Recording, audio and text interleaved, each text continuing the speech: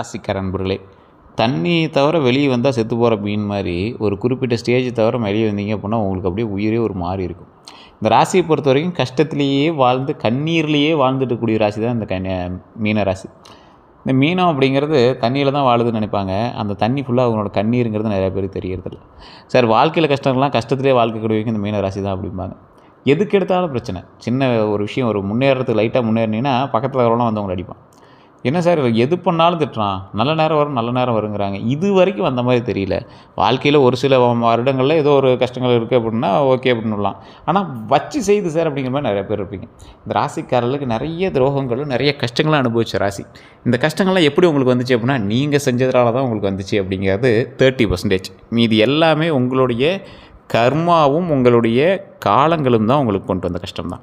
இதுவரை பட்ட கஷ்டங்கள்லாம் உழைப்புக்கேற்ற அங்கீகாரம் இது வரைக்குமே உங்களுக்கு கிடைச்சது கிடையாது. பண நெருக்கடியில் தவிச்சு பல பேர்த்திட்ட கடன் வாங்கி ஊரை விட்டு வெளியே போகணுங்கிற ஐடியாலாம் உங்களுக்கு தோணியிருக்கும். இதுக்கடா வாழ்கிறாங்கிற மாதிரிலாம் உங்களோட மைண்டில் வந்து ஓடிட்டுருக்கும். கடன் சுமை அதிகரிச்சிருக்கும். நம்பியவர்களால் ஏமாற்றம் உங்களுக்கு ரொம்பவே அதிகம். தொழில் மற்றும் தொழில் மாற்றம் அல்லது வேலை இழப்பு உங்களுக்கு கண்டிப்பாக ஏற்பட்டு வந்திருக்கும். திருமண தாமதம் ஏற்பட்டிருக்கும். குழந்தை பாக்கியம் தாமதமாக இருக்கும். உடல் நல கவலைகள் ரொம்பவே அதிகமாக இருக்குங்க. அதே போல் குடும்பத்தில் கருத்து வேறுபாடுகள் உண்டாயிருக்கும். மன அழுத்தம் உண்டாயிருக்கும். இது எல்லாம் இதுவரை நீங்கள் பட்ட கஷ்டங்களாக இருக்கும். இதை விட இன்னும் ஒரு 6-7 பாயிண்ட் இருக்குது. அதை நான் அப்படியே வரிசையாக சொல்லிகிட்டே வரேன். இந்த ராசிக்காரங்களை ஃபஸ்ட்டு தெரிஞ்சுக்கலாம். நீர் தத்துவ ராசி அப்படின்னு சொல்லுவாங்க. Water element. அதாவது நான் தான் முன்னாடி சொன்னேன், கண்ணீரில் வாழக்கூடிய மீன ராசி அப்படிங்கிறது தான். கண்ணீர் மற்றவங்களுக்கு அது தண்ணீராக தெரியலாம். தண்ணீரில் வாழக்கூடிய மீனான்னு சொல்லலாம். இது கண்ணீரில் வாழக்கூடிய மீனம். குரு பகவான் தான் அதிபதி.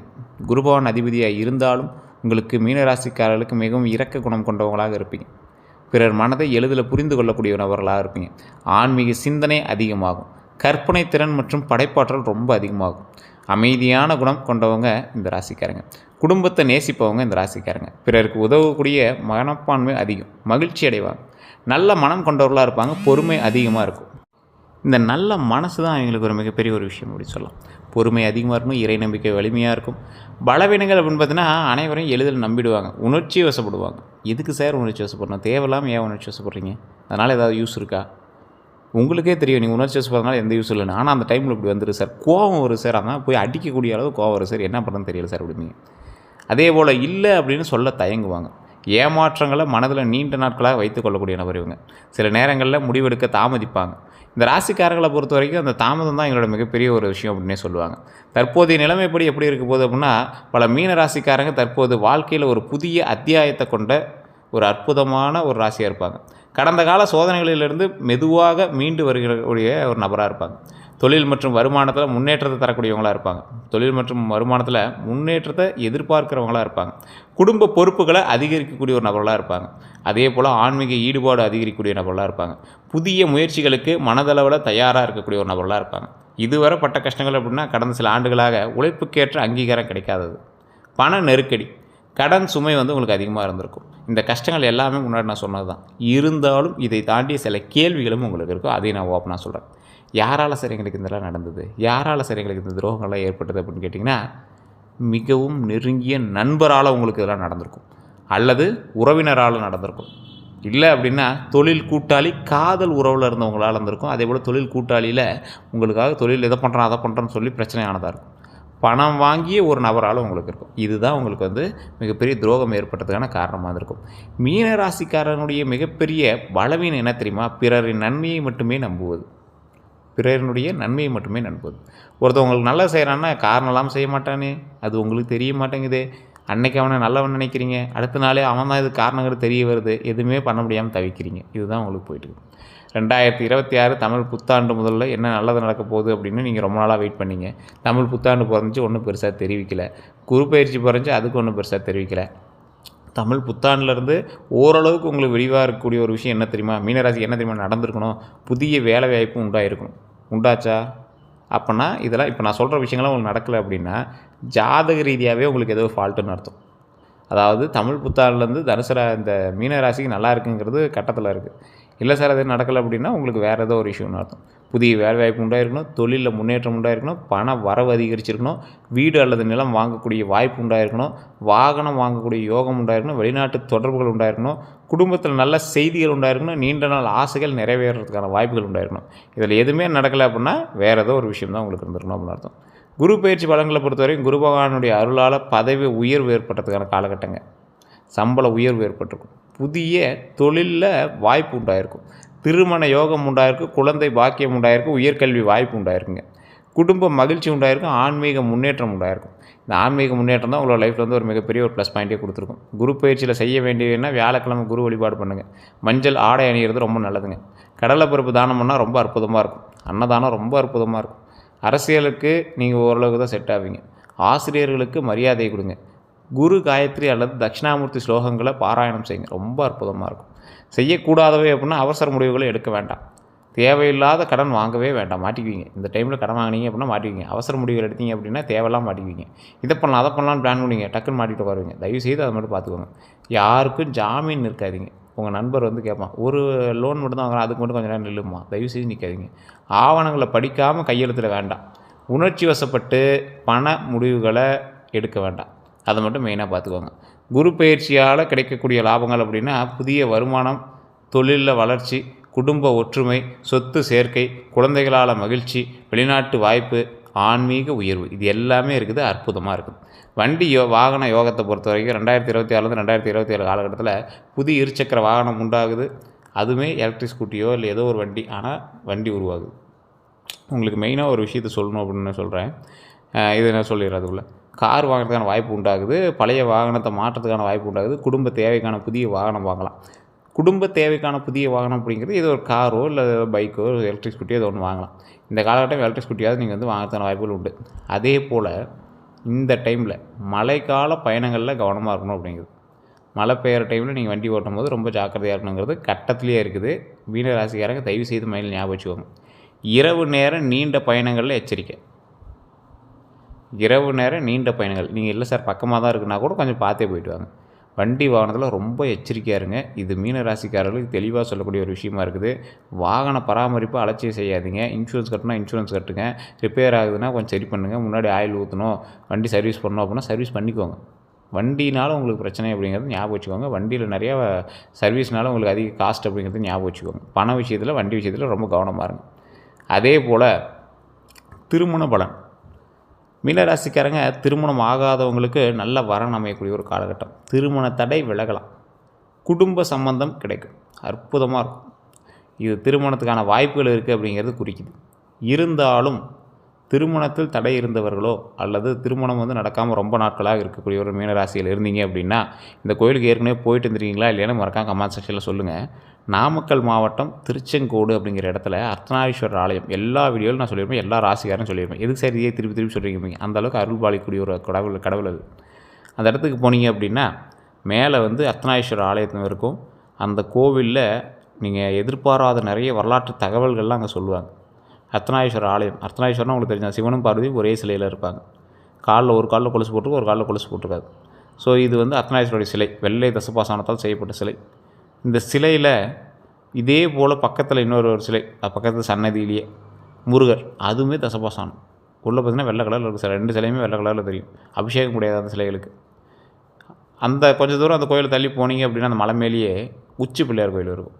இது எல்லாம் என்ன குறிக்குது? சிவன், பார்வதி, முருகர், விநாயகர் 4 பேரும் குடும்பத்தில் இருக்கக்கூடிய குடும்ப சமேதராக 4 பேரும் காட்சி தரக்கூடிய ஒரு அற்புதமான ஸ்தலம். குடும்பத்துக்கு அற்புதமான ஒரு கோயில். திருமணமாகி திருமணமானவங்க, திருமணம் ஆகாதவங்களுக்கு, அது திருமணம் நடக்கணும் அப்படிங்கிற யோகம் இருக்கிறவங்களுக்கு அந்த ஆலயம் அற்புதமான ஆலயம். அதாவது சிவனும் பார்வதியும் சேர்ந்து இருக்கக்கூடிய ஒரு ஆலயம். ஒரே சிலையாக மக்களுக்கு காட்சி கொடுக்கக்கூடிய ஒரு அற்புதமான ஸ்தலம். அதில் நீங்கள் மலைக்கு போகணும் அப்படின்னா நீங்கள் பஸ்ஸே போகுது. இல்லை சார் நடந்தே போக முடியுமா அப்படின்னா 1200 படிக்கட்டுகள் இருக்குது. அந்த 1200 படிக்கட்டு வழியாக உள்ளே போனீங்க அப்படின்னா ஒரு 60 அடி பாம்பு சிலையை பார்க்கலாம். அற்புதமாக இருக்கும். பார்க்குறதுக்கு ஒரு வினோதமாக இருக்கும். ஸோ அந்த சிலையை நீங்கள் வந்து பார்க்கலாம். ஸோ அற்புதமான ஒரு ஆலயம். அங்கே கண்டிப்பாக போய்ட்டு வாங்க. மிகப்பெரிய ஒரு நன்மை தரக்கூடிய ஒரு ஆலயமாக அந்த இடத்த நீங்கள் வந்து பார்ப்பீங்க. சூப்பராக இருக்குங்க. அந்த கோயிலுக்கு போய்ட்டு நீங்களே வியப்படாக இருந்துருவீங்க. அந்தளவுக்கு ஒரு அற்புதமான கோயில். அதே போல் திருமணமானவங்களுக்கு கணவன் மனைவி உறவு மேம்படுறதுக்கான வாய்ப்புகள் இந்த காலகட்டம். அப்போனா இப்போ நான் சொன்னது கடவுளாக சொன்னது மாதிரி நினச்சிக்கோங்க. நான் சொன்னது கடவுளாக சொல்ல மாதிரி நினச்சிக்கலாம். கடவுள் என் மூலமாக உங்கள்கிட்ட சொன்னதை ஞாபகம் வச்சுக்கோங்க. அந்த கோயிலுக்கு போயிட்டு வாங்க. திருமண பிரச்சனைகளும் திருமணம் ஆகாதவருக்கான பிரச்சனைகளும் எல்லாமே சரியாகும். குடும்ப அமைதி அதிகரிக்கக்கூடிய ஒரு காலகட்டம். குடும்பத்தில் சுப நிகழ்ச்சிகள் நடைபெறலாம். குடும்பத்தில் சுப நிகழ்ச்சிகள் நடைபெறதுக்கான வாய்ப்புகள் உண்டு. குழந்தை பாக்கியம். குழந்தைகளுக்காக காத்திருப்பவர்களுக்கு நல்ல வாய்ப்புகள் உருவாகலாம். குழந்தைகளுடைய கல்வி மற்றும் திருமணங்களால் குழந்தைகளுடைய கல்வி மற்றும் திறமைகளால் பெருமை கிடைக்கக்கூடிய ஒரு காலகட்டம். அடுத்த 12 நாட்கள் எப்படி இருக்கும்போது அப்படின்னா, நல்ல செய்திகள் உண்டாகும் போது, பண வரவு உண்டாகும் போது, பழைய நண்பர்களை சந்திக்கக்கூடிய வாய்ப்புகள் உண்டாகும் போது, வேலைப்பளு அதிகரிக்கக்கூடிய ஒரு காலகட்டம் அமையும். சிறிய குடும்ப விவாதங்கள் ஏற்படும். புதிய பொறுப்புகள் உண்டாகக்கூடிய ஒரு காலகட்டமாக இருக்குங்க. இதில் கடைசி 4 நாட்களை பொறுத்த வரைக்கும் நல்ல முடிவுகள் எடுப்பீங்க. எதை நோக்கி நல்ல முடிவுகள் அப்படின்னா, தொழிலில் நல்ல முடிவாக இருக்கும், தொழிலில் நல்ல முன்னேற்றமாக இருக்கும், மன அமைதி அதிகரிக்கக்கூடிய ஒரு அற்புதமான விஷயத்தெல்லாம் நீங்கள் செய்வீங்க. கந்திஷ்டி எப்படி இருக்கும் போது அப்படின்னா, பாரம்பரிய நம்பிக்கைகளின்படி தொழிலில் வளர்ச்சி உண்டாகுது, புதிய வீடுகள் உண்டாகுது, புதிய வாகனம் உண்டாகுது, அதே போல் குழந்தைகளுடைய சாதனைகள் உண்டாகுது அப்படின்னா கண்டிப்பாக கந்திஷ்டி ஏற்பட்டுருக்கும். இப்போ இதுக்கான வாய்ப்புகள் இந்த டைமில் உங்களுக்கு இருக்கிறதுனால கந்திஷ்டி கண்டிப்பாக ஏற்படும் அப்படின்னு சொல்லுது. ஸோ உங்களுக்கு நிறையா பேர் கேட்குறீங்க, சார் ஜாதக ரீதியான சில சிக்கல்கள்லாம் தீர்க்கணும், எங்கே சார் கேட்குறது அப்படின்லாம் கேட்குறீங்க.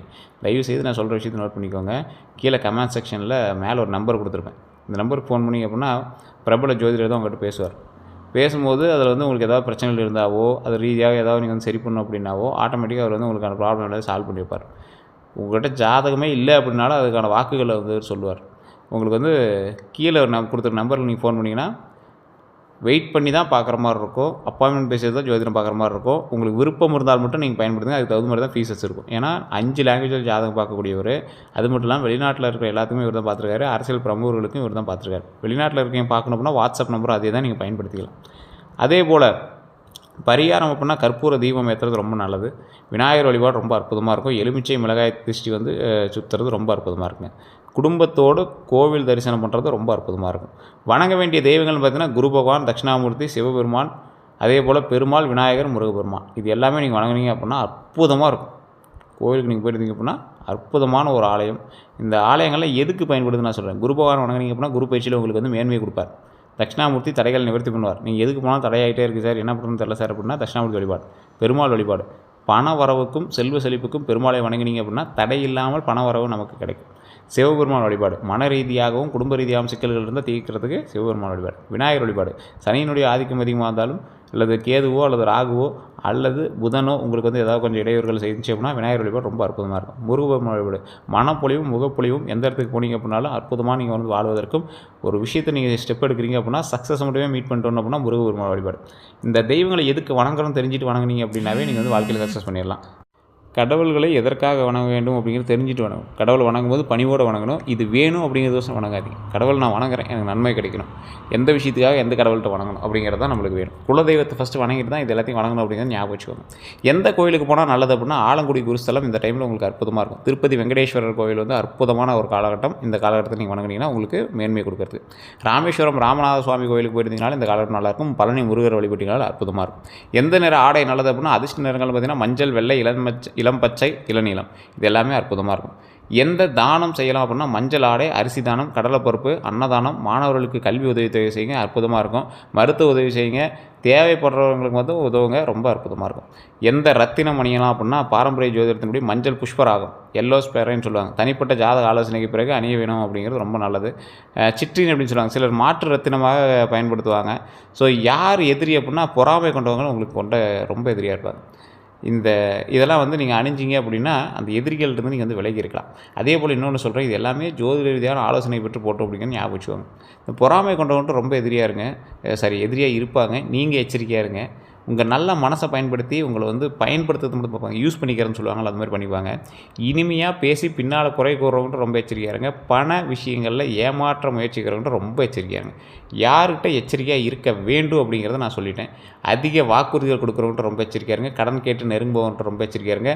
உங்கள் தனிப்பட்ட விஷயங்களில் அறிய முயற்சிக்கிறவங்கள்ட்ட ரொம்ப எச்சரிக்கையாக இருங்க.